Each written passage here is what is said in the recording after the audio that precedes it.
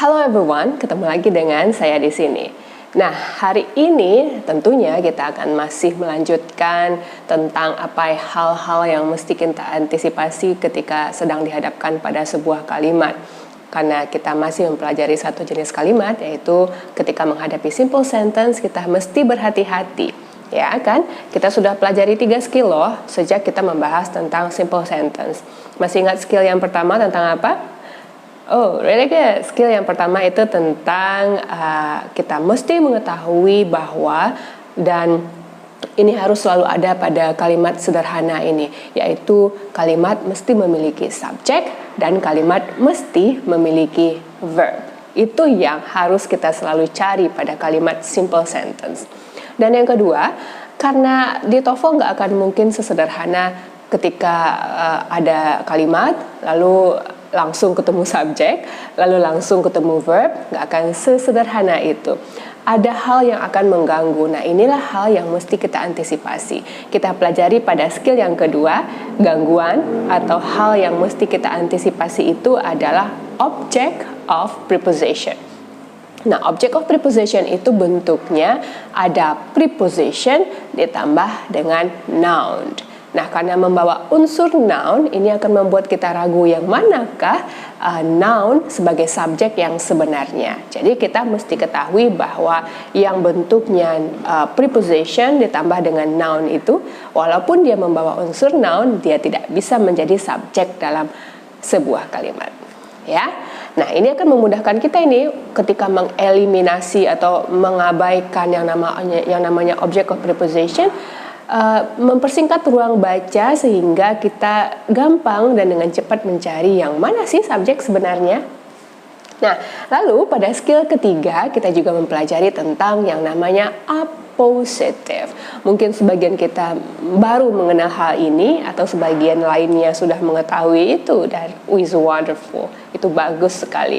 Nah, yang mesti kita antisipasi pada appositive itu adalah karena bentuknya sama-sama noun, ya, tapi karena keberadaannya satu di depan koma, dia tidak bisa menjadi subjek yang sebenarnya. Walaupun sebenarnya appositive itu sama dengan subjek, tapi karena dia itu letaknya yang pertama di depan koma, kalau bentuknya noun atau noun phrase itu tidak bisa menjadi subjek yang sebenarnya pada kalimat itu.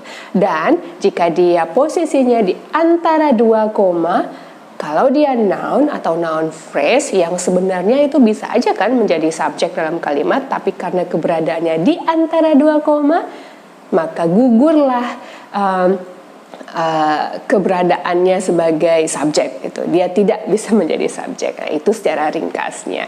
Nah, membawa unsur noun, appositive membawa unsur noun, dan juga object of preposition membawa unsur noun. Ini membuat kita ragu mencari subjeknya. Jadi kesimpulannya adalah berhati-hati terhadap satu, object of preposition, dan yang kedua appositive, karena dia membawa unsur noun tapi dia tidak bisa menjadi subjek di dalam kalimat.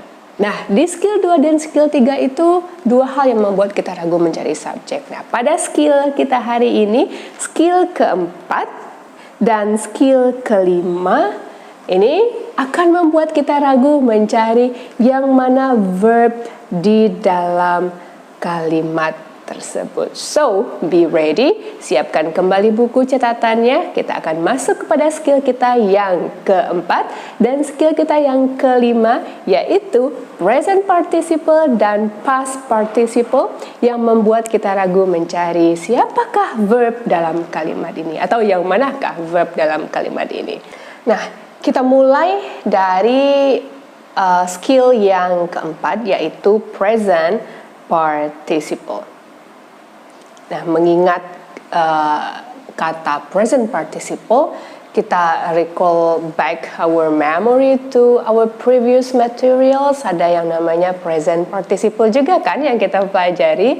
Pada waktu itu kita mempelajari bahwa present participle itu adalah bentuk adjektif yang lainnya yang menyerupai verb karena memakai verb tambah kata kerja ing ya kan, verb ing, tapi bentuknya seperti verb, tapi dia bukan verb, dia adalah adjective. Nah, sama juga halnya dengan yang skill keempat yang kita pelajari di present participle ini.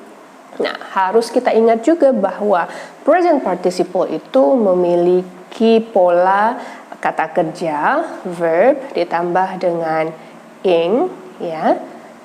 Verb tambah dengan ing. Misalnya saya ambil kata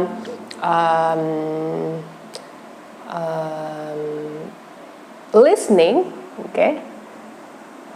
Listening. Oke, listen itu adalah verbnya, lalu ditambah dengan ing, right? Ada kata kerja ditambah dengan ing, right?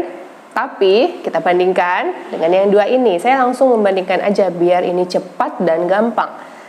Ada verb juga ditambah dengan ing. Oke. Saya ambil juga kata yang sama, yaitu listening. Listening. Tapi di depan bentuk yang kedua ini saya tambahkan is, atau kategorinya itu adalah to be, apapun to be-nya, ya.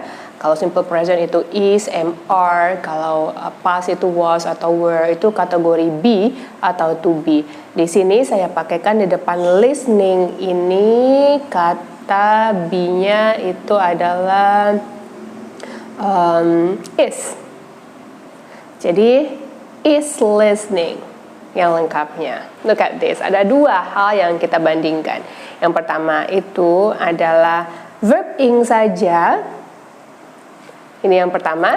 Dan yang kedua itu adalah verb ing juga. Nih ada verb ing juga. Tapi di depannya itu adalah to be. Nah, kesimpulannya adalah yang harus kita ingat itu jika verb ing-nya tanpa ada to be di depan, itu bukan verb.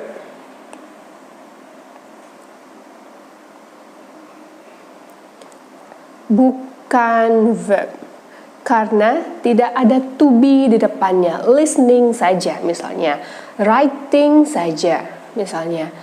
Speaking saja. Atau reading saja. Nggak ada to be kan di depannya. Itu tidak verb. Bukan verb. Apa itu namanya yang menyerupai verb itu? Pakai ing juga. Ini yang dinamakan dengan present participle. Nah, kita ingat lagi bahwa present participle itu adalah adjective, dia bukan verb. Ya. Dan kita bandingkan dengan yang di sebelahnya. Saya punya is listening. Ada listening juga. Tapi di depannya si listening itu ada be. Saya pakai di sini adalah is. Apapunlah bentuk be-nya ya. Jika ada be di depan kata kerja yang memakai verb ing itu, maka inilah yang merupakan verbnya. Nah, ini yang core atau kata kunci pada pertemuan kita hari ini. Present participle memakaikan verb ing, tapi tidak ada to be di depannya, itu bukan verb. Tapi jika ada to be di depan si verb ing itu, maka itulah yang merupakan verbnya. Jadi berhati-hati, jangan disangka nanti verb ing yang ada pada kalimat kita itu adalah verb semuanya. Yang menjadi verb itu adalah verb ing yang memakaikan to be. Yang tidak memakaikan to be itu namanya present participle. Nah, dimanapun keberadaan verb ing dalam kalimat itu nanti, jika tidak ada to be di depannya, dia bukan verb.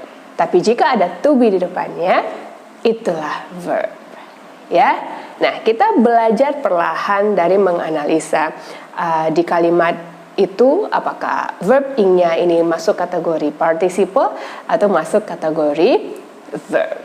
Kita lihat contohnya pada kalimat saya yang pertama. The train is arriving in the station. Nah, dengan tidak melupakan materi kita yang sebelumnya, ada nggak di kalimat saya yang nomor 1 ini yang bisa kita abaikan deh gitu istilahnya ya kan? Gak abaikan saja, saya bilang kan sering seperti itu. Kita pahami juga begitu di pertemuan kita yang sebelumnya. Sehingga kalau kita abaikan, ini kita gampang menganalisa, sudah adakah subjek di kalimat ini? Sudah adakah verb di kalimat ini? Apa sih kira-kira yang bisa kita abaikan di kalimat saya yang pertama? Bagi yang menjawab, in the station, itu bisa diabaikan, Miss. Karena apa? Ini kan hanya object of preposition. Nah, memang sih object of preposition itu bisa menjadi objek dalam sebuah kalimat, tapi ini diabaikan saja agar kita gampang mencari atau menganalisa apakah di kalimat kita ini kita sudah punya subjeknya dan apakah kita juga sudah punya verbnya. Mungkin kita abaikan aja untuk mencari subjek dan verb ya. Ini namanya adalah object of preposition. Diabaikan. Lalu sisanya itu hanya tertinggal the train is arriving. Nah, skill yang pertama itu tidak boleh dilupakan juga. Kita tetap mencari subjek, mencari verb. Kalau sudah lengkap, jangan pilih lagi, itu ya. Kalau kita dihadapkan pada opsi A, B, C, D, kalau salah satunya hilang, maka yang hilang itulah yang kita cari. Mungkin subjeknya, atau mungkin verbnya. Nah, karena ini latihan nomor 1 hanya mengidentifikasi kita, hanya mengidentifikasi ini masuk kategori participle atau verb, itu, tapi pertemuan-pertemuan sebelumnya itu tidak bisa kita lupakan karena akan mempermudahkan kita. Tetap kita cari dari subjek ya. Sudah adakah saya subjek di kalimat ini? Right, mana subjeknya? The train. Yes, very good. Ini adalah noun dan jika itu noun dia kalau di depan nggak ada embel-embel lain kan di depan itu berarti ini adalah subjeknya. Nah, ini baru kategori yang kita pelajari nih. Ada arriving, right? Ada verb ing. Ini ada verb ing. Lalu kita ingat sih yang membawa verb ing itu mungkin saja dia adalah participle atau present participle, atau mungkin dia ini masuk kategori verb. Lalu kita ingat lagi bahwa jika dia present participle itu tidak ada to be di depannya. Tapi jika dia ada to be di depannya, maka ini adalah verb. Coba lihat yang punya kita ini, apakah kita punya to be di depannya? Yes, kita punya to be di depannya. Mana to be-nya? Is. Oke, jika ada to be berarti apakah ini present participle? No, tapi ini adalah verb untuk kalimat ini. Subjek sudah ada dan verb juga sudah ada, berarti ini kalimatnya tepat. Nah, belum ada gangguan berupa participle di sini, ya. Tapi coba perhatikan, kita lanjut ke kalimat nomor 2. Konsepnya yang masih dipahami ini gampang. Karena kalau kita sudah memahami tentang present participle di word class sebelumnya itu, ini akan gampang aja ini. Karena sudah tertanam di kepala kita bahwa jika itu present participle, dia memang bentuknya seperti verb, tapi dia tidak verb, itu adalah adjective. Tapi si verb ini jika ada to be di depannya, verb ing itu jika ada to be di depannya, nah itu baru dia menjadi verb. Kita lihat yang kedua ya.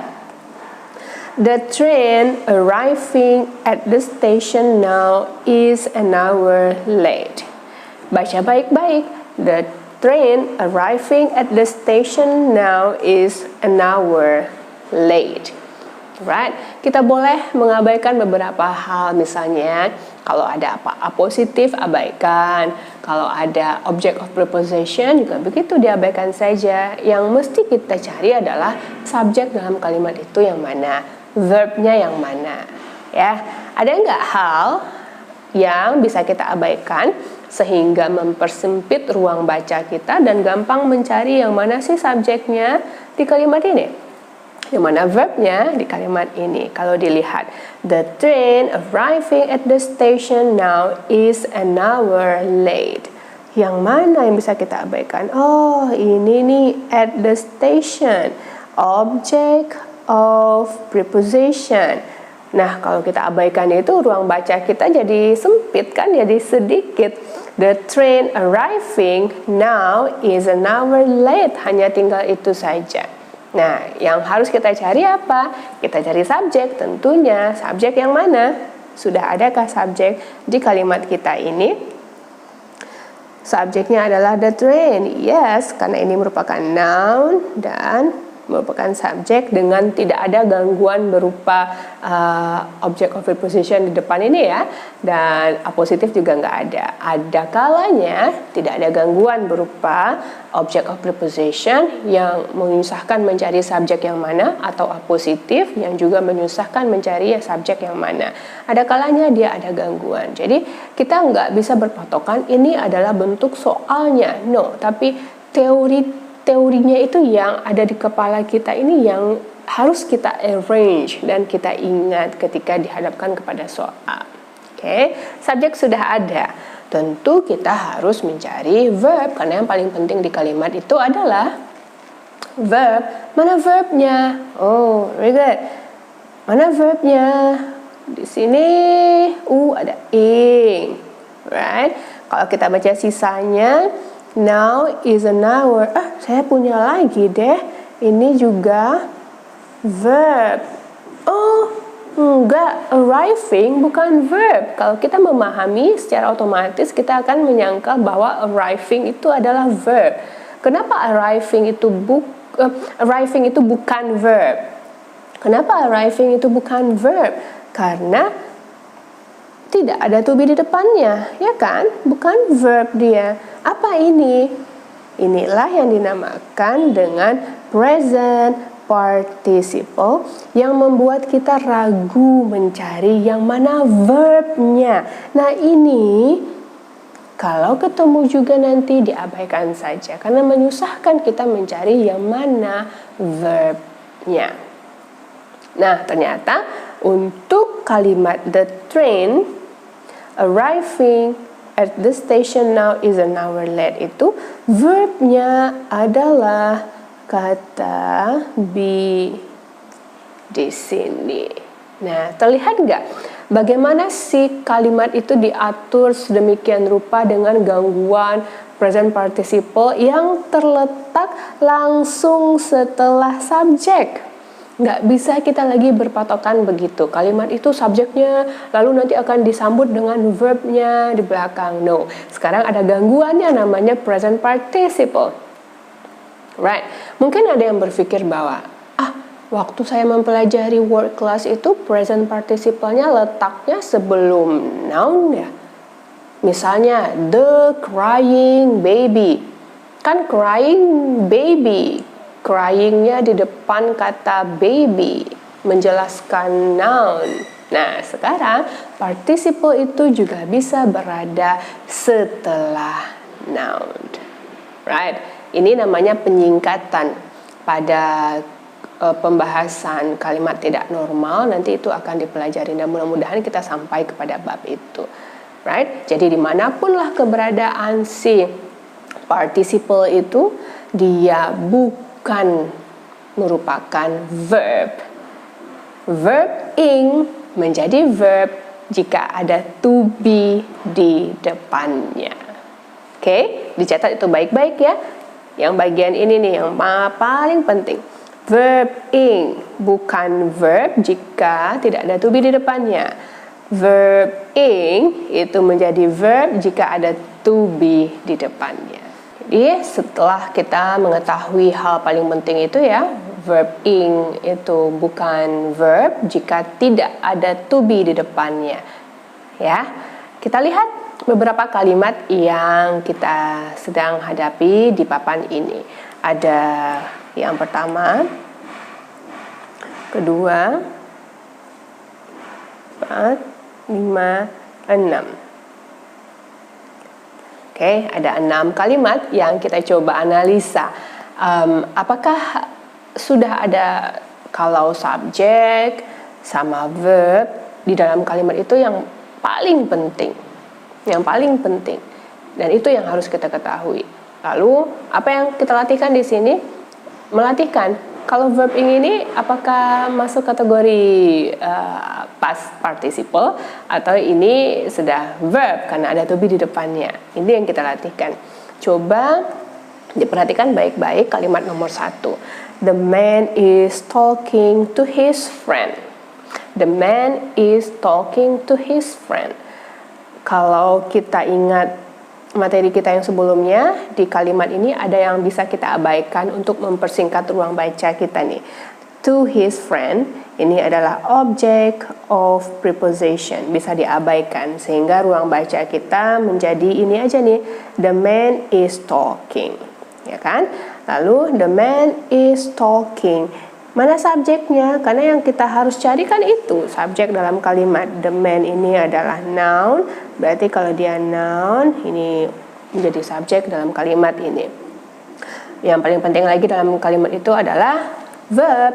Yap, mana verbnya? Oh, ada verb ing. Kemudian si verb ing itu ada to be di depannya. Kalau verb ing ada to be di depannya, sesuai yang kita pahami tadi, apakah itu verb atau itu appositif? Yes, ini adalah verbnya. Verbnya sudah ada, subjek juga sudah ada. Berarti ini kalimat sudah ada subjek, sudah ada verb, kalimat yang tepat. Nggak ada gangguan ya. Yang ada di sini hanya object of preposition yang bisa kita abaikan. Tapi gangguan untuk positif yang gangguan untuk gangguan untuk mencari verb berupa present participle belum ada di sini. Ya, ada kalanya kalimat seperti ini. Nah, coba lihat yang kedua. The man talking to his friend has a bird. The man talking to his friend has a bird. Right? Kita mulai dahulu dengan ada nggak ya yang bisa saya abaikan sehingga ruang baca saya jadi sedikit begitu. Nah, ini bisa diabaikan juga nih. To his friend, right? Ini namanya object of preposition. Sehingga ruang baca kita hanya the man talking has a bird, right? Lalu tugas kita tentu tetap mana nih subjeknya, right? Subjeknya adalah ini nih the man karena ada the man. Ini subjeknya, right? Lalu tentu setelah subjek saya mesti mencari yang mana verbnya. Oke. Oh, ada ing, right? Lalu di sisanya perhatikan juga baik-baik. Has a bird. Has itu adalah common verb ya kan? I have a book. She has. Nah, ini adalah verb juga, right? Bentukannya. Lalu kan ini kan verb ing, masih berkeras juga mungkin ya dengan verb ing. Ingat lagi, verb ing itu menjadi verb jika ada to be di depannya. Coba perhatikan talking ini, ada nggak to be di depannya? No, kalau tidak ada to be di depannya, berarti ini yang dinamakan dengan present participle. Jika itu ada dalam kalimat, boleh kita abaikan saja. Jadi sisanya hanya apa? The man has a bird. Sudah adakah subjek? Sudah. Mana verbnya untuk kalimat ini? Verbnya untuk kalimat ini adalah has. Ya, jadi jika ada yang mengganggu untuk mencari subjek, yaitu object of preposition dan appositif, ya abaikan aja. Sekarang kita permudah lagi, yaitu jika ada present participle yang membuat kita ragu mencari verb, ya kita abaikan juga. Tapi dengan syarat mengetahui pola present participle itu apa. Verb ing saja, abaikan aja karena dia adalah present participle, itu adalah adjective, itu bukan verb. Oke, sekarang kita masuk yang ketiga. The boy is standing in the corner. Kita mulai percepat ritmenya. Adakah yang bisa kita abaikan demi mempersingkat ruang baca? Oh, in the corner itu adalah object of preposition. Tinggallah ruang baca kita untuk mencari subjek dan verb itu. The boy is standing. Tugas kita mencari yang mana subjeknya di kalimat ini. The boy, the, right, itu adalah penanda noun. Nah, ini adalah subjek nih dalam kalimat ini. Dan yang paling penting kita cari juga adalah verb. Mana verbnya? Oh, ada ing, berhati-hati juga ya, ing, tapi ing ini ada to be di depannya, right? Jika ada to be di depannya, maka memang benar. Ini adalah verb untuk kalimat ini. Oke, right. Sekarang kita langsung masuk ke nomor 4. Kita perhatikan baik-baik. Ini mempermudah proses menganalisanya. Mengerjakan 6 latihan ini. The boy standing in the corner was really tall. Sama dengan yang tadi. Kita jernihkan pikiran kita ketika membaca ini. Kemudian ada nggak yang bisa kita abaikan demi mempersingkat ruang baca? In the corner, right? Object of preposition. Saya abaikan. Jadi ruang baca saya hanya menjadi the boy standing was really tall. Tugas kita mencari yang mana subjeknya. The boy itu merupakan noun di kalimat ini adalah subjeknya. Oh, right. Standing. Coba pikirkan langsung begitu ya. Standing. Standing tidak ada to be di depannya. Ini adalah present participle. Jadi diabaikan saja. The boy was really tall. Tinggal saja itu kalimat yang mesti kita baca untuk mencari subjek. Sudah ketemu nih, verb yang mana? Mana verbnya jika begitu? Verbnya adalah was. Right. Semakin memahami, semakin nikmat mengerjakan analisanya. Tapi balik lagi, jika belum mantap dengan teorinya, mohon untuk dipelajari lagi sehingga nanti apapun jenis soal yang dihadapi, ini akan menjadi it's a cup of cake. Salah.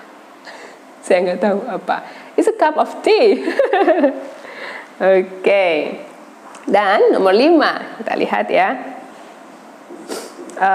The companies offering the lowest price will have the most customers. Oke. Tetap nih yang harus kita cari kan subjek sama verb. Tapi melihat kalimat ini, ada nggak yang bisa kita abaikan gitu? The companies, oh saya ketemu. Misalnya begitu, ada offering. Nih, offering ya kan.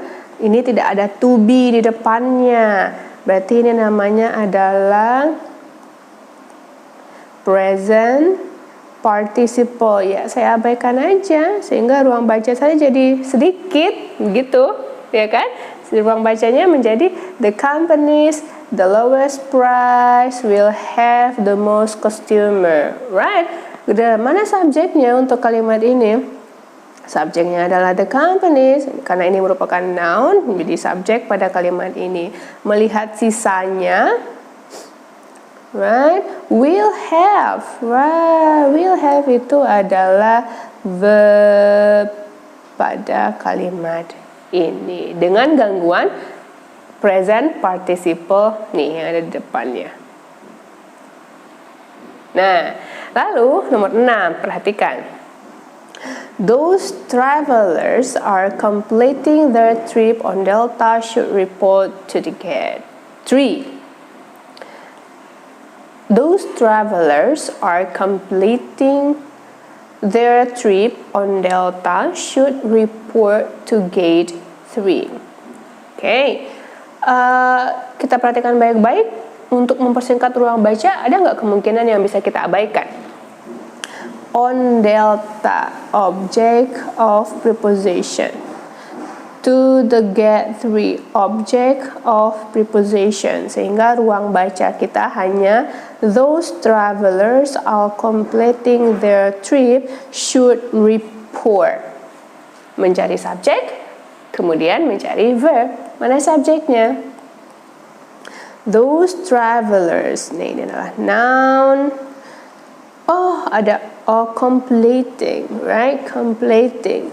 Kemudian ini juga ada verb di depannya, to be di depannya, maka ini adalah verb, right? Oh, sisanya coba perhatikan baik-baik. Should report. Ini masuk verb juga. Okay. Dalam satu kalimat, simple sentence, at least punya berapa subjek? Satu subjek dan satu verb, atau dengan variasi yang lebih dari mungkin satu subjek dengan adanya yang menghubungkan, ya kan? Atau verbnya yang lebih dari satu dengan syarat juga ada yang menghubungkan. Di kalimat ini ada satu subjek dan dua verb. Tapi dua verbnya ini tidak ada yang menghubungkan. Jadi kalimatnya menjadi kalimat yang salah. Right? Begitu analisanya. Meskipun kita sudah sampai pada present participle dan sebentar lagi kita akan masuk kepada past participle, hal-hal pertama itu tidak bisa kita abaikan sehingga analisanya menjadi analisa yang tepat. So, dengan telah memahami konsep yang harus kita bawa tentang present participle itu bentuknya seperti verb, tapi dia tidak bisa menjadi verb dalam sebuah kalimat. Verb ing menjadi verb jika ada to be di depannya. Ya, kita perhatikan baik-baik teori itu sehingga bisa diaplikasikan dalam bentuk soal manapun nanti dan untuk kedepannya.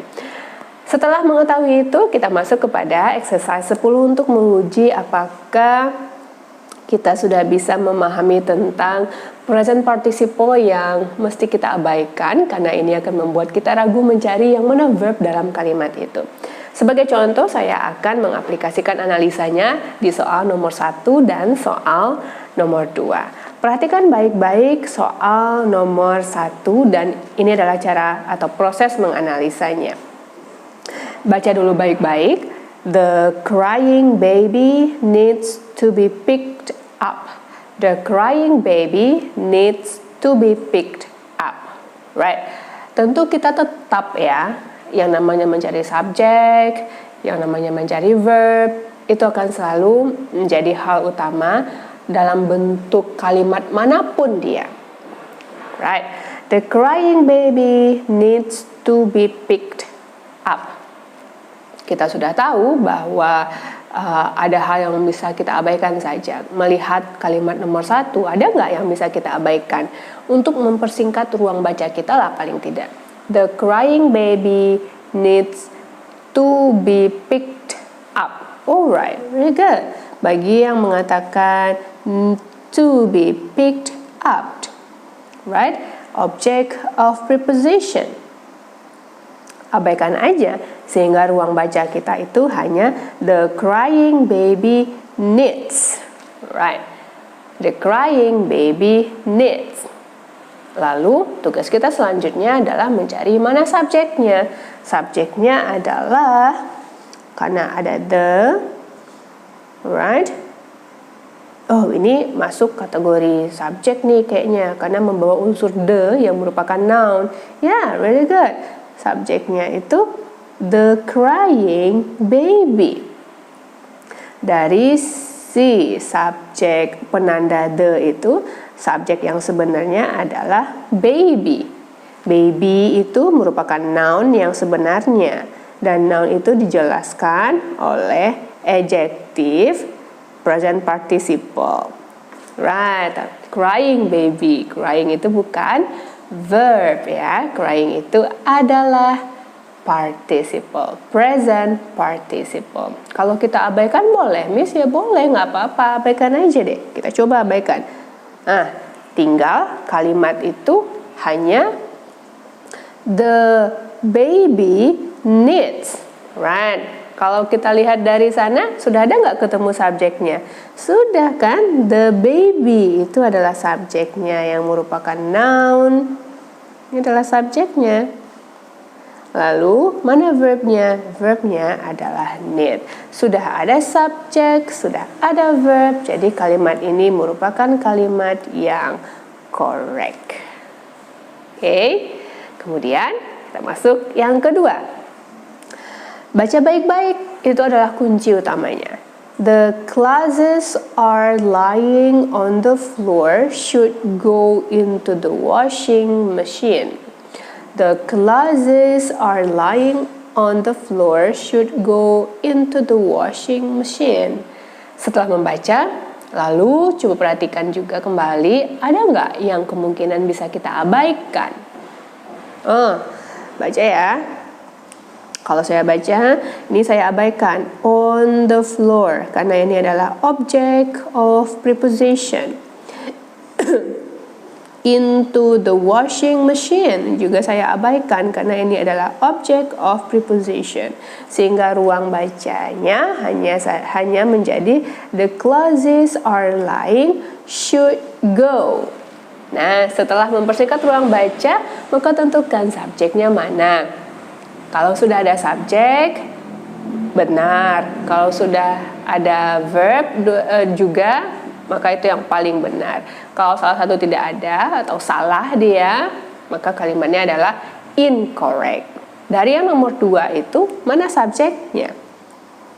Subjeknya adalah the clothes. Yes, ini adalah subjeknya. Yang merupakan noun karena ada the. Lalu kalau udah ada subjek, tentu kita mesti cari verbnya yang mana. Verb, perhatikan baik-baik. Are lying. Di depannya itu ada verb to be. Kalau di depannya ada to be, berarti ini adalah verb. Perhatikan juga sisanya, ya. Ada should go. Ada should go. Ini adalah modal auxiliary. Ini masuk juga ke dalam kategori verb. Nah, ini kan juga sebenarnya masuk kategori lebih dari 2 verb, ya kan? Lebih dari 2 verb loh kalimat ini. 1 subjek dan ini verb pertama, ini verb yang kedua. Tapi kita mesti ingat juga bahwa jika ada 2 verb, kan nggak mungkin begini ya. The clothes are lying should go. No, tanpa ada yang menghubungkan. Ingat di skill 1 kita, boleh dengan variasi 2 verb itu, tapi dengan ada yang menghubungkan. Nggak mungkin dua-dua verb tanpa ada yang menghubungkan. Jadi kalimat ini adalah kalimat yang incorrect. Nah, seharusnya di kalimat ini adalah si are lying ini merupakan bentuk participle sebenarnya, baru dia menjadi tepat. The clothes lying should go, itu baru yang tepat. Salah satunya ini harus berubah fungsi menjadi bukan verb, right? Yang bisa berubah fungsi menjadi bukan verb adalah are lying dengan menghilangkan are-nya, sehingga kalimatnya menjadi the clothes lying should go, baru tepat dia. Tapi di TOEFL menganalisa itu nggak perlu kita pikirkan yang mana yang tepatnya. Kalau sudah salah kita lihat dengan pola 2 verb atau nanti 2 subjek tanpa ada yang menghubungkan, ya salah langsung kalimatnya begitu. Nah inilah proses menganalisa number 3, 4, 5, 6, 7, 8, 9, 10. Saya giring ke nomor 3. Baca dulu baik-baik. The waitress bringing the streaming food to the waiting dinners. Abaikan yang bisa diabaikan. Lalu cari subjeknya yang mana dan cari verbnya yang mana. Jika ada dua-duanya, maka correct. Jika salah satu tidak ada, incorrect. Good luck. Nah, bagi yang telah melakukan exercise 10 di sisa nomor yang 3 tadi sampai nomor 10 dan jawabannya tepat, so congratulations for you. Jadi sudah bisa memahami bahwa membedakan present participle dan verb itu adalah dengan melihat apakah ada to be atau tidak di depannya. Ya, tapi ini ditekankan lagi ya, saya tekankan lagi ya. tanpa mengabaikan skill yang telah kita pelajari sebelumnya. Nah, dengan membawa itu semua akan terasa gampang. Tapi jika kita lupa salah satunya, memang akan sedikit butuh effort lebih mengingat teori itu, sehingga dianalisa juga nanti kita jadi pastikan lagi semua teori-teori singkat yang kita pelajari itu dicatat dengan baik dan bisa diaplikasikan juga dengan sempurna. Nah, karena saya selalu bilang kan di TOEFL itu tidaklah hanya correct atau incorrect seperti latihan kita. Latihan itu hanya menggiring kita untuk bisa mencerna lebih dalam, oh ini yang dipelajari pada topik yang dipelajari pada saat itu. Tapi sebenarnya kita akan dihadapkan kepada multiple choice, ada opsi A, opsi B, opsi C atau D kah yang melengkapi kalimat yang masih belum lengkap di soal itu. Tentu dengan tidak ada clue. Ini yang diuji adalah present participle. Ini yang diuji adalah appositive. Tidak akan ada clue. Semuanya akan dicampur saja. Kita yang menentukan bagian mana sih yang diuji di sini, dan kita juga yang mencari file itu di pemikiran kita, di kepala kita. Oh, ini ternyata yang diuji. Sehingga kalau kita rapi filenya, begitu ya, kalau di storage gitu, kalau rapi kan gampang mencarinya. Begitu juga ingatan terhadap materi-materi yang telah kita pelajari. Nah, ini dua yang ada di papan ini adalah bentuk soal yang menguji tentang, kalau ini kan masih saya kasih clue ya. Yang diujinya di sini adalah pemahaman kita membedakan participle, present participle dengan verb. Lalu masih yang utama itu mencari yang mana subjeknya, yang mana verbnya, apakah sudah ada subjeknya, apakah sudah ada verbnya. Perhatikan kalimat nomor 1. Baik-baik. The child playing in the yard is my son. Nah, kalau saya pribadi tetap mencari apa sih yang bisa saya abaikan di kalimat ini sehingga ruang baca saya itu jadi sedikit. Right. In the yard saya abaikan aja karena ini adalah object of preposition. Ini saya abaikan. Sehingga ruang baca saya itu walaupun sedikit aja yang dihilangkan, tapi ini berpengaruh untuk memudahkan mencari yang mana subjek, yang mana verbnya. Apakah sudah ada subjek atau belum ada verbnya. The child bla bla bla playing is my son. Perhatikan sisanya ini baik-baik ya. The child playing is my son. Nah, kan kita juga sudah pernah bahas ini ya. Miss, kalau nggak saya cari dari subjeknya langsung, saya langsung ketemu verbnya sebagai penanda dan saya mudah dengan itu, nggak mulai dari subjek, verbnya dulu, boleh nggak apa-apa.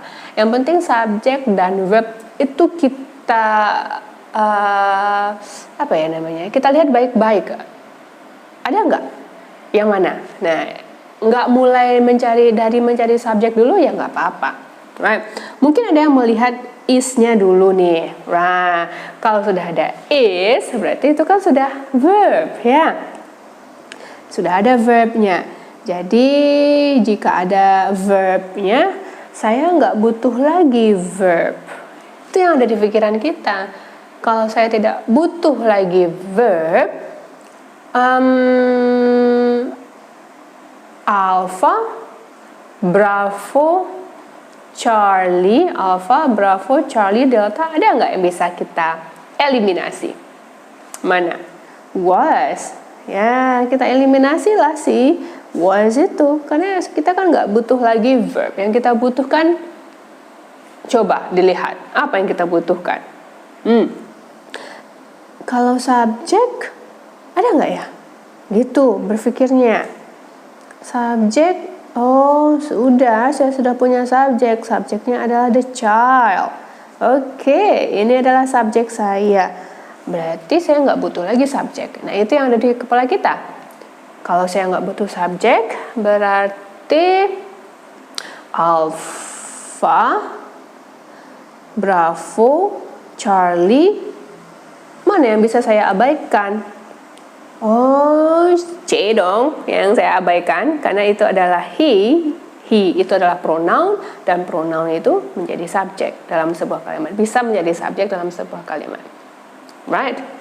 ini kan kalimat simple sentence dengan keberadaan at least satu subjek dan satu verb, tapi mungkin dengan variasi yang telah kita pelajari pada skill 1. Jika subjeknya lebih dari satu, harus ada yang menghubungkan. Jika verbnya yang lebih dari satu, harus ada yang menghubungkan. Oke, di opsi itu hanya tertinggal now sama is.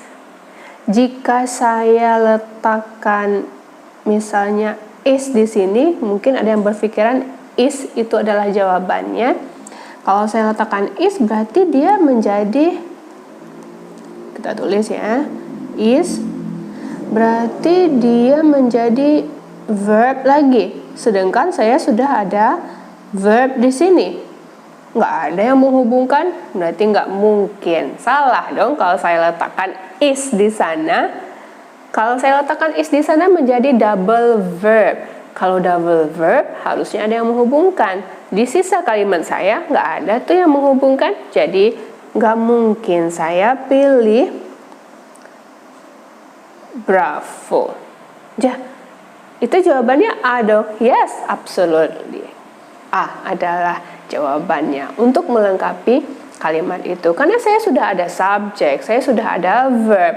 Nggak mungkin kan saya butuh lagi, saya kasih lagi verb, saya kasih lagi subjek.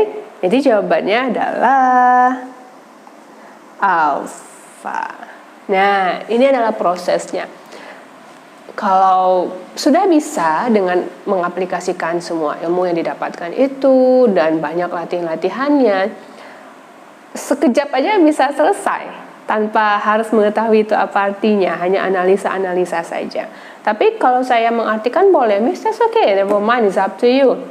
It's your time nanti ketika tes ya kan. Tapi mohon diingat bahwa soalnya ada 40, waktu mengerjakannya hanya 25 menit. Jadi itulah makanya dibutuhkan strategi untuk melakukan TOEFL. Nah, ini adalah strategi yang kita pelajari untuk mengantisipasi keberadaan double verb jadinya, yaitu present participle. Ya. Kemudian yang kedua, coba perhatikan soal yang kedua. The film appearing at the local theater is my favorite. The film blah blah blah appearing at the local theater is my favorite. Right. Kalau saya tetap saya abaikan dulu at the local theater. Ini adalah object of preposition. Sehingga ruang baca saya menjadi dikit. The film bla bla bla appearing is my favorite. Sehingga pada saat saya baca sisanya itu saya ketemu verbnya dulu agar saya mudah, misalnya gitu. Boleh, kayak yang saya bilang tadi ya. Boleh, it's okay, never mind. Ini adalah verbnya. Kalau sudah ada verb, berarti saya nggak butuh lagi verb. Okay. Sehingga opsi was saya abaikan. Opsi is juga saya abaikan dong. Kalau saya letak is di sini, berarti ini menjadi verb, double verb. Nggak mungkin, right? Oke, saya udah mengeliminasi yang tidak saya butuhkan. Kemudian verb sudah ketemu, subjek dong lagi. Subjeknya udah ada di the film. Lalu masih ketemu, masih butuh saya subjek. No. Sehingga jawabannya adalah alpha. Nah, ini coba perhatikan, opsinya sama loh. Nih. Opsinya sama, tapi dengan variasi soal yang berbeda.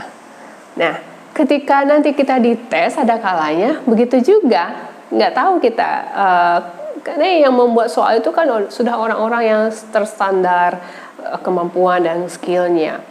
Kita yang diuji. Padahal itu dibolak-balik aja. Mungkin soal yang lama diperbaharui, soal yang baru diperbaharui lagi. Tapi dengan pemahaman kita, apapun bentuknya, bagaimanapun opsinya, kita bisa mengerjakannya dengan baik. Ya, nah itulah skill keempat kita yang membuat kita ragu mencari mana verbnya, yaitu present participle. Yang harus diingat adalah Present participle itu bentuknya seperti verb, verb ditambah ing, tapi dia tidak bisa menjadi verb, ya. Kapan sih verb ing itu menjadi verb? Jika ada to be di depannya, apapun bentuk to be-nya. Kalau apapun bentuk to be-nya, berarti pahami lagi tenses, oke? Nah, jika telah mempelajari dan juga telah mengerjakan latihan tentang present participle, maka sekarang kita masuk ke dalam topik kita yang selanjutnya, yaitu masih tentang hal yang mesti kita antisipasi dalam menganalisa soal tes TOEFL. Mungkin nanti dia berada pada kalimat simple sentence atau kalimat yang lainnya, yaitu past participle. Oh iya, saya sudah tahu kok past participle itu. Yes, that's really good. Ini juga sama sebenarnya dengan yang kita pelajari pada word class. Bentuknya seperti verb, tapi dia bukan verb, dia adalah adjective, sama aja. Jadi jangan kita pilih dia menjadi verb di dalam kalimat yang nanti kita cari. Nggak bisa dia menjadi verb, right? Kalau ada yang masih ragu atau melupakan tentang ini, kita recall lagi sedikit bahwa past participle itu memiliki pola, ya kan? Polanya ini adalah kata kerja ketiga, baik dalam bentuk regular atau irregular. Kalau regular dia tentu memakai ed, kalau irregular dia berubah bentuk 1, bentuk 2, dan bentuk ketiganya. Misalnya dengan ed ini kita pakai contohnya talk, oke? Talk. Bentuk kedua, bentuk ketiganya kan sama juga kan? Nah, yang past participle itu adalah bentuk yang ketiga. Right. Begitu juga dengan yang irregular. Irregular ini berubah bentuk 1, bentuk 2, bentuk 3. Misalnya adalah speak, spoke, spoken. Nah, yang spoken ini yang merupakan past participle, bentuk kata kerja ketiga. Kalau lihat kamus yang di tengah-tengah itu kan ada biasanya regular sama irregular verb. Bentuk yang past participle itu coba dilihat adalah bentuk yang ketiga. Nah, bentuk yang ketiga itu semuanya yang di list itu merupakan adjective. Merupakan adjective, bukan verb, ya. Nah, tapi si bentuk yang ketiga itu bisa menjadi verb, right? Jika di depannya ada yang namanya to be, sama juga dengan yang present participle, menjadi verb jika ada to be di depannya, atau satu lagi selain ada to be di depannya, dia akan menjadi verb jika ada kata bantu. Karena coba ingat, tenses present perfect atau past perfect itu memiliki kata bantu has, have, atau had. Kalau dia memakai dan diikuti bentuk ketiga, nah inilah kategori yang merupakan verb. Kalau ini bukan verb, tapi ini adalah adjective. Nah, yang harus diingat itu hanya ini loh. Hanya ini, bentuk kata kerja yang ketiga saja, ketiga saja, swim, swam, swamnya, sing, seng, sangnya itu bentuk kata ketiga itu saja. Itu bukan verb, bukan verb.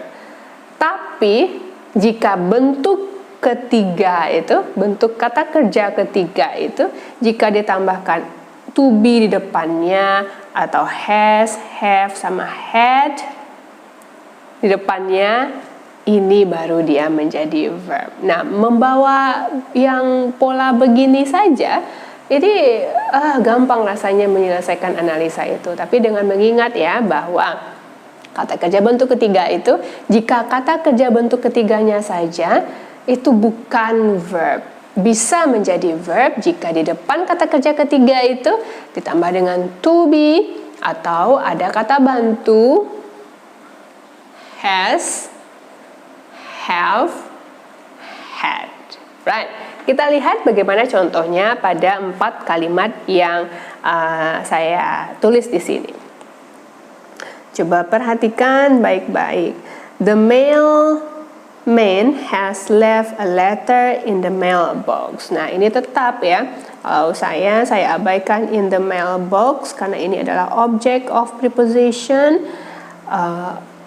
Bisa mempersingkat ruang baca saya sehingga gampang menentukan mana subjeknya, mana verbnya.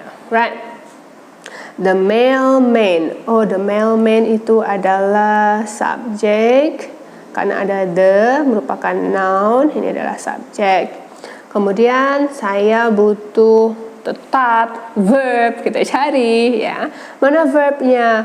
Oh, has left. Left ini adalah bentuk yang ketiga. Dan di bentuk ketiga ini ditambah dengan kata bantu has di depannya, maka inilah yang merupakan verbnya. Right? Tapi kalau left saja begitu ya, misalnya kalau left saja itu bentuk yang ketiga. Enggak bisa dia menjadi verb. Itu adalah adjective. Oke, kita masuk ke contoh yang kedua. The classes were taught by Professor Smith. Nah, tetap kalau kita abaikan by Professor Smith. Object of preposition, ruang baca saya menjadi the classes were taught. Kemudian saya cari subjeknya yang mana? Subjeknya adalah the classes. The classes merupakan noun sebagai subjek. Taught itu bentuk yang ketiga.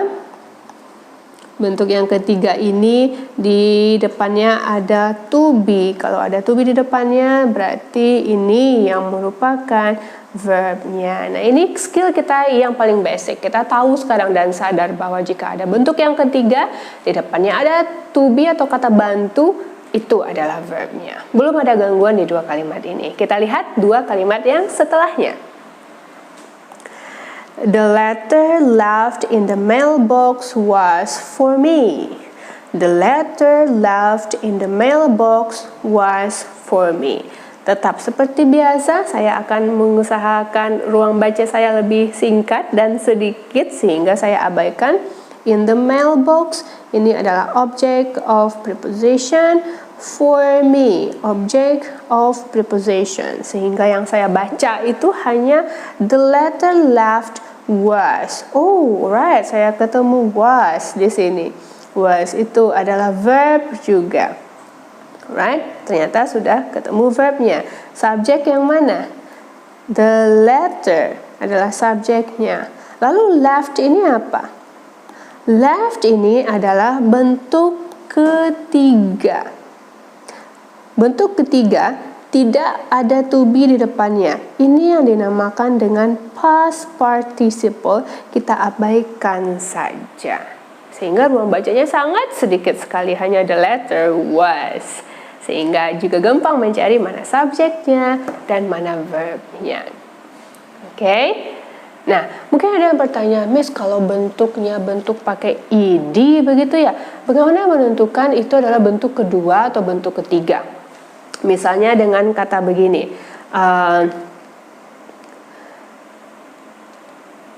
the chef cooked.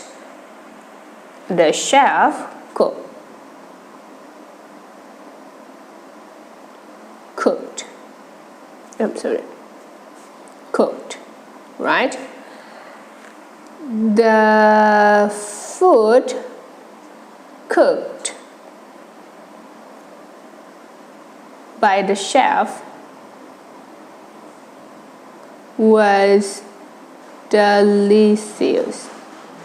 Right? Bagaimana cara membedakannya? Ini yang mau saya tekankan. The chef cooked. Si chefnya yang aktif melakukan, berarti itu verb. Kalau si subjeknya tidak melakukan, berarti itu adalah participle. Misalnya, the food cooked.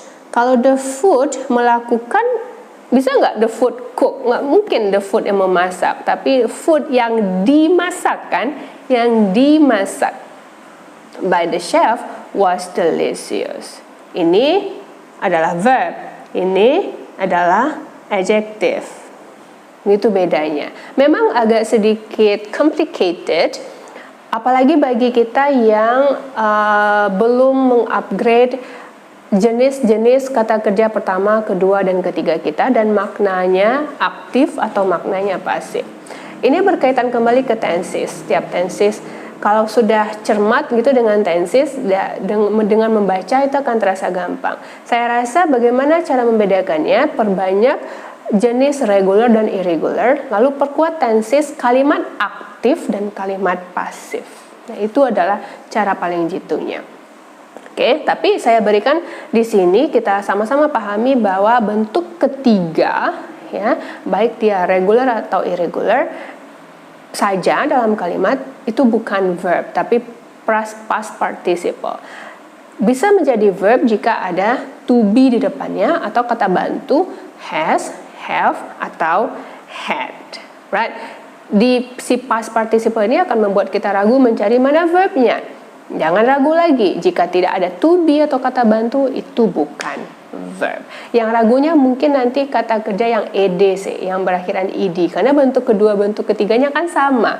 Bagaimana membedakannya? Seperti yang saya jelaskan tadi, jika si subjeknya dilihat, kalau subjeknya melakukan aktivitas verbnya, berarti itu verb dia. Tapi kalau nggak mungkin si subjek melakukan aktivitas itu adalah participle dia.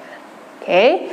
Nah, yang selanjutnya adalah the class taught by Professor Smith were very interesting. Nah, tetap dengan cara yang saya lakukan biasanya, mudah-mudahan ini juga bisa diaplikasikan, or you have your own style.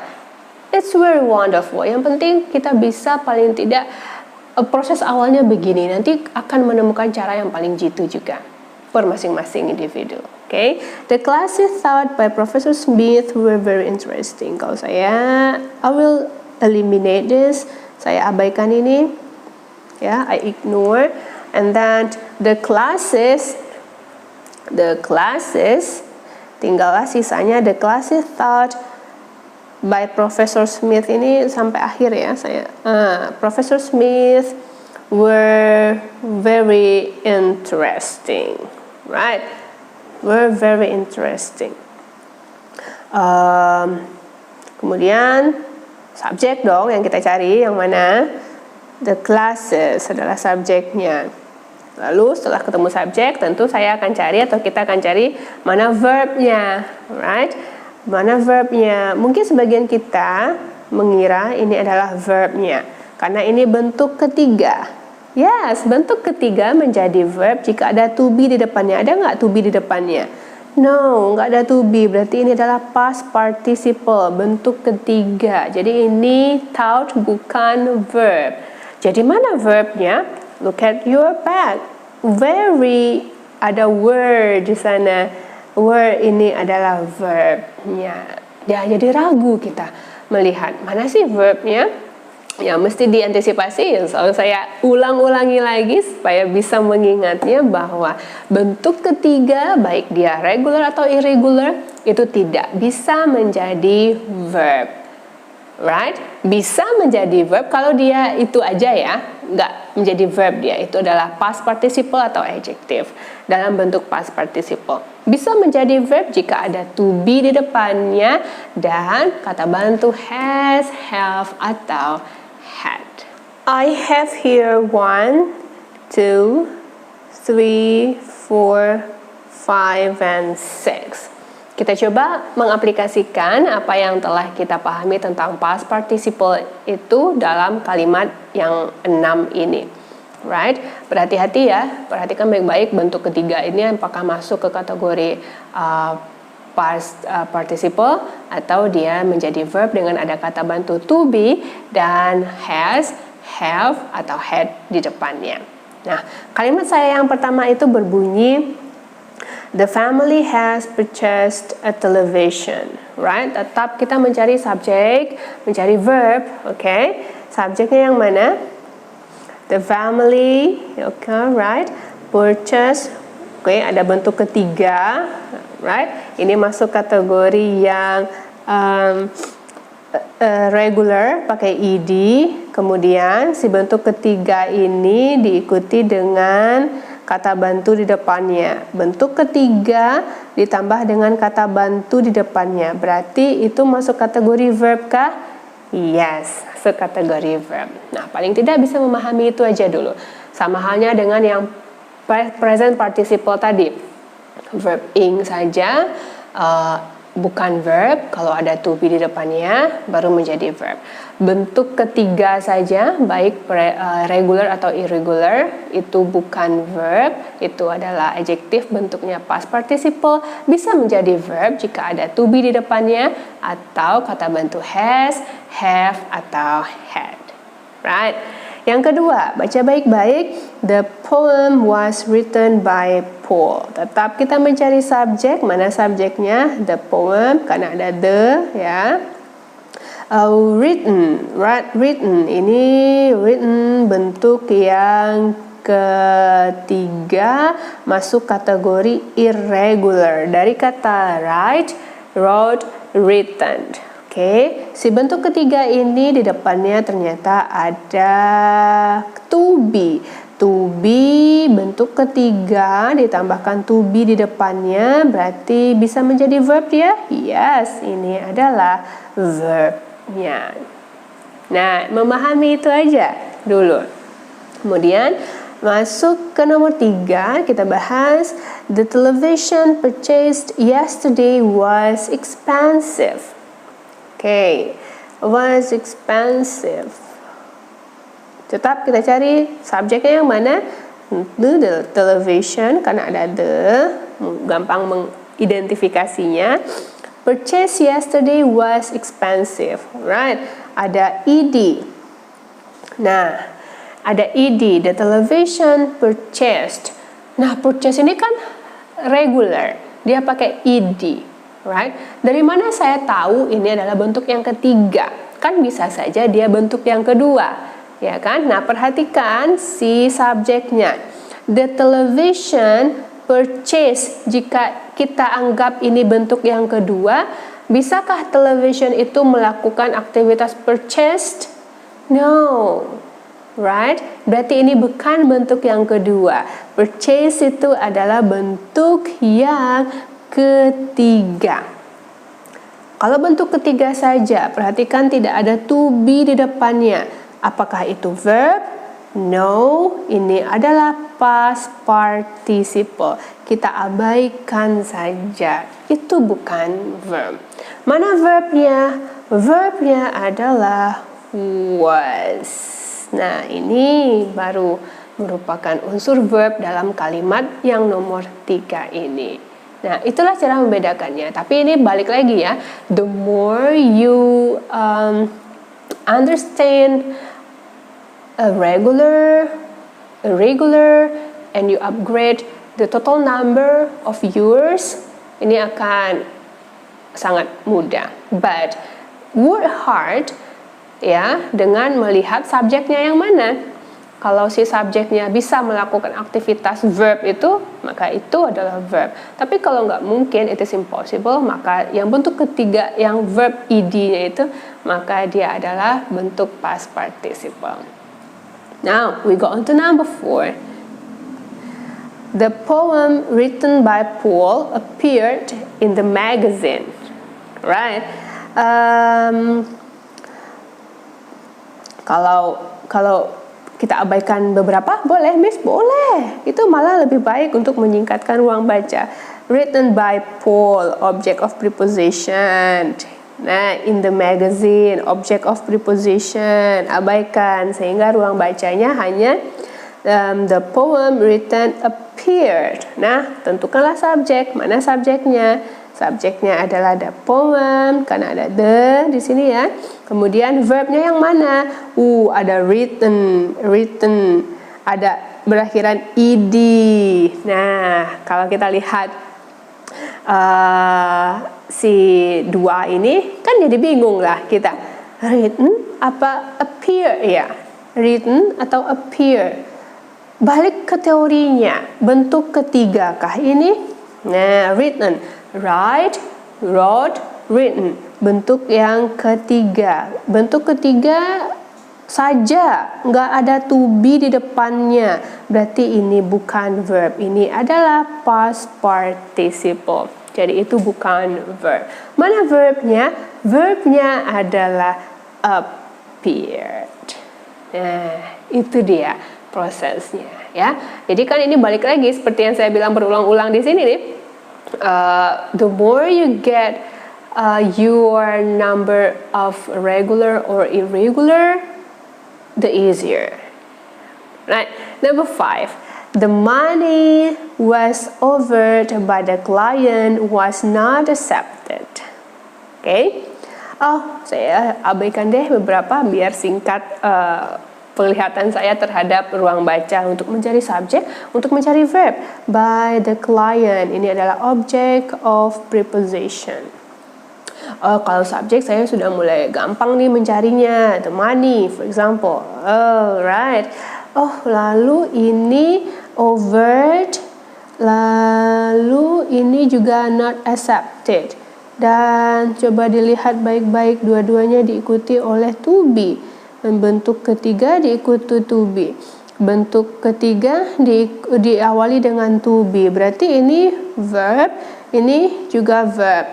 Wah, dua-dua verb seperti ini tanpa ada menghubungkan, ya pasti salah lah, ya kan? Nah, di TOEFL dia bikin begini agar kita ragu. Dengan konsep dua verb itu boleh asalkan ada yang menghubungkan, bisa.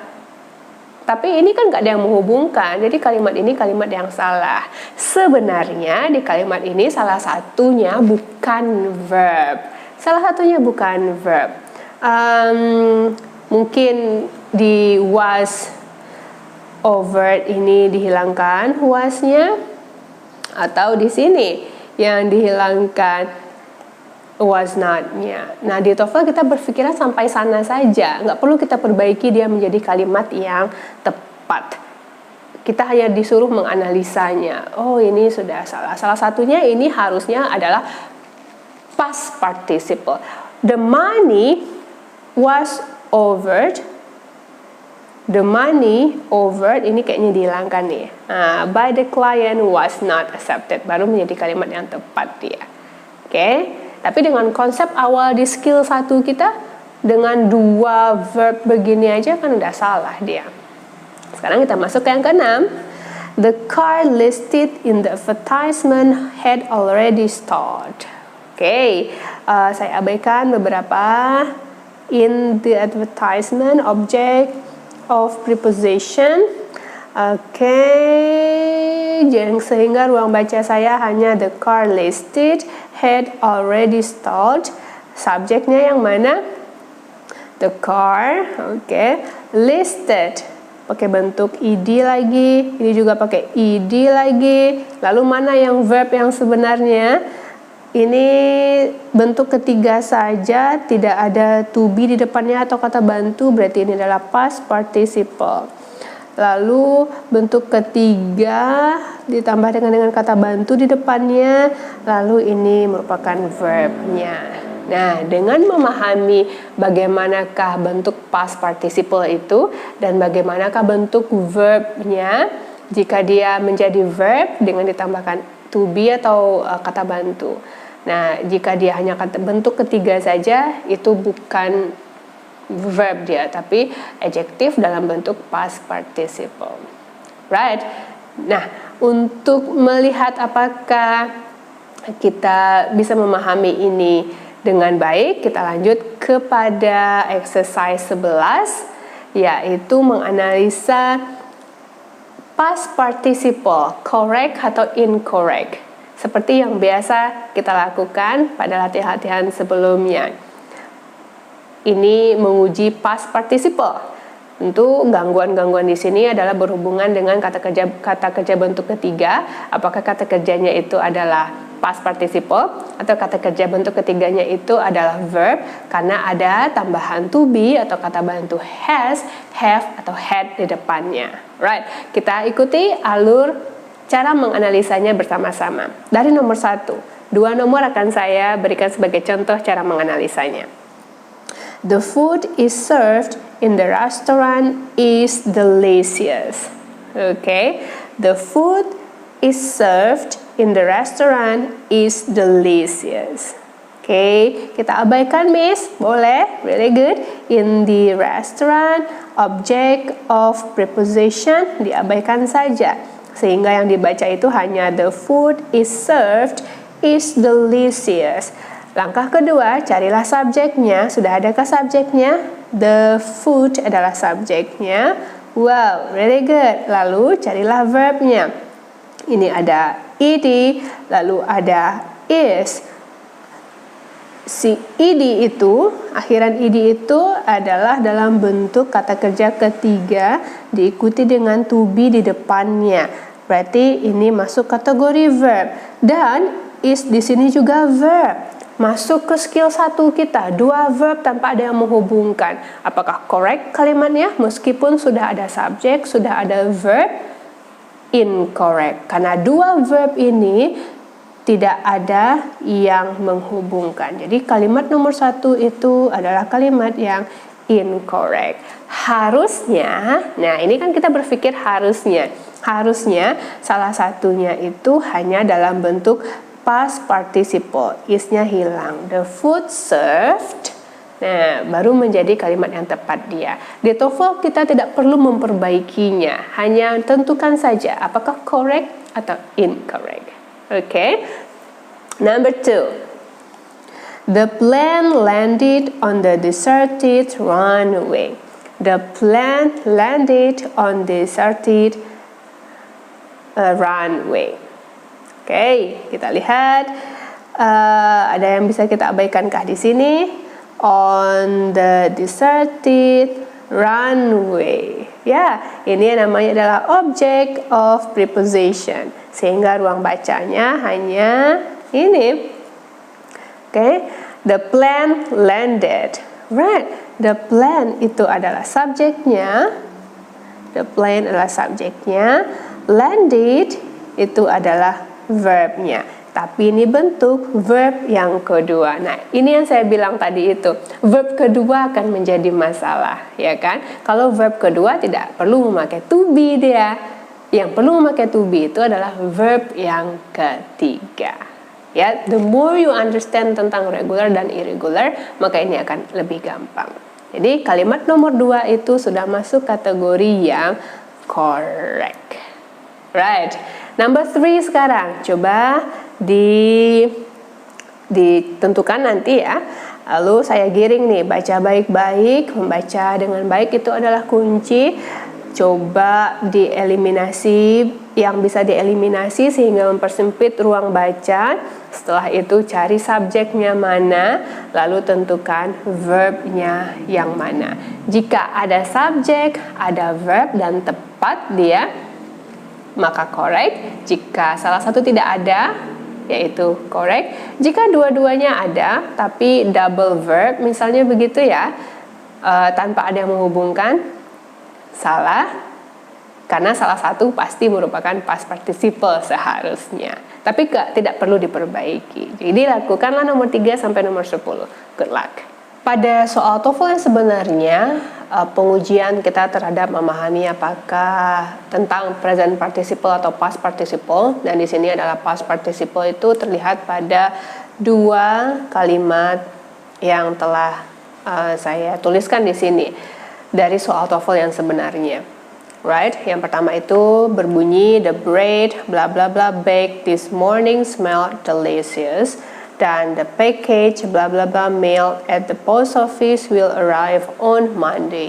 Teorinya sama. Kita tetap mencari subjek yang mana, kita tetap mencari verb yang mana. Di sini berhati-hati dengan menentukan yang mana verbnya. Right, yang mana verbnya. Verb di sini akan memiliki gangguan past participle. Kalau past participle saja, bentuk ketiga saja, itu bukan verb. Tapi jika bentuk ketiga itu telah ditambahkan dengan to be atau kata bantu di depannya, maka itulah yang menjadi verb. Dan berhati-hati juga jika terhadap regular ya, bentuk yang kedua atau bentuk yang ketiga yang memakai ed, karena dia sama-sama. Mungkin saja verbnya ed itu adalah verb yang kedua, atau bisa saja verb ed itu adalah verb yang ketiga. Ya, berhati-hati. Number one, the bread blah blah blah baked this morning smelled delicious. Tentu kita mencari subjek, subjeknya adalah the bread. Jika kita mencari subjek dan subjeknya sudah ada, melihat opsi subjek, it, apakah masih kita butuhkan? No, jadi bisa kita eliminasi. Oke, lalu kita cari verb. Kalau mencari verb berarti berhati-hati yang seperti verb juga ya, ada baked, ada smelled. Alright, nah di pikiran kita, barangkali ya ini yang merupakan verbnya, sehingga kita harus meletakkan kata bantu to be atau has atau have di depannya. Jika kita letakkan has atau was di sini, kan ini menjadi verb ketiga. Ini juga dia menjadi verb yang kedua. Dua verb tanpa diikuti kata bantu penghubung yang menghubungkan, berarti tidak tepat. Berarti si alpha dan bravo itu tidak mungkin kita pakaikan. Nah, kalau kita pakaikan kan ini menjadi verb. Has baked, was baked. Berarti ini menjadi verb dia, ya kan? Nah, ini juga menjadi verb dia, tapi verb yang kedua yang paling tepat di sini adalah ini yang merupakan verbnya. Verbnya sudah ada. Jika verb sudah ada, gugurlah alpha dan bravo. Sehingga jawabannya adalah delta. Ini yang saya maksudkan tadi dari awal itu loh. Barangkali masih membuat ragu itu yang bentuk kedua dan ketiga yang regular. Nah, semakin banyak memahami aktif atau pasif itu semakin gampang sebenarnya, dan kita tidak akan membahas itu di sini. Kayak yang saya tanamkan adalah triknya, bahwa bentuk ketiga itu adalah past participle, jika ditambahkan to be dan kata bantu baru menjadi verb dia. Nah, yang perlu berhati-hati itu adalah bentuk regular yang pakai ed. Barangkali dia bentuk kedua atau dia bentuk yang ketiga, ya. Nah, ini contohnya pada soal yang pertama. Nah, yang kedua, perhatikan baik-baik. The package blah blah blah mail at the post office will arrive on Monday. Nah, bisa nggak kita abaikan dulu? Boleh. Miss, kalau saya lupa mengabaikannya ya boleh juga, nggak apa-apa, asalkan jawabannya ketemu. But to make you easy, memilih yang mana subjeknya atau menentukan apakah sudah ada subjek atau belum, nah lebih baik dilakukan eliminasi jika ada yang bisa dieliminasi atau diabaikan dalam kalimat itu, dalam soalnya. At the post office, object of preposition. On Monday, object of preposition. Sehingga yang dibaca itu hanya the package bla bla bla mail will arrive on Monday. And then tetap kita cari subjeknya yang mana, ya kan? Ini adalah subjeknya. Lalu kita tentukan mana verbnya. Ini kayaknya bisa menjadi verb gitu ya, karena pakai ed. Lalu ada will arrive, right? Mana nih yang verbnya? Kalau saya pakaikan alpha di sini, ya, alpha itu atau have mail, berarti ini menjadi verb dia. Kalau saya pakaikan were, nah were di sini, berarti juga menjadi verb dia. Verb 2, ini verbnya juga, ini verb juga, ini verb juga, kan nggak mungkin tanpa ada yang menghubungkan. Berarti opsi alpha, opsi bravo juga sudah gugur, nggak mungkin. Kalau saya pakaikan them, the package them not make sense, ya kan? Jadi gugur juga yang Charlie, sehingga yang paling tepat untuk jawaban ini adalah delta. Right, nah begitulah proses menganalisanya. mungkin ada yang berpikiran, oh ini sulit ya. Ada yang berpikiran, oh ini gampang ya. Karena saya memahaminya bahwa konsepnya adalah bentuk ketiga itu tidak bisa menjadi verb kalau tidak ada to be atau kata bantu di depannya. Begitu juga dengan yang present participle. Verb ing tidak bisa menjadi verb jika tidak ada to be di depannya. Nah, berhati-hati jika memiliki unsur itu dalam kalimat. Berhati-hati apakah ini masuk kategori verb atau dia hanya sekedar present participle kah atau past participle kah. Yang paling menyulitkan mungkin ya, bisa dibilang menantang di sini adalah past participle itu bentuk yang regulernya kan ada verb ed. Yang ed itu kan bisa saja dia bentuk kedua atau bentuk yang ketiga. Nah, boleh memakaikan sedikit translation di sini atau jika sudah mengetahui dengan aturan saja. Verbnya itu dua tanpa ada yang menghubungkan, sudah salah dia. Tidak perlu mencari yang benarnya yang mana kalau pada tes yang sebenarnya. Right? So, I think this is the end for today.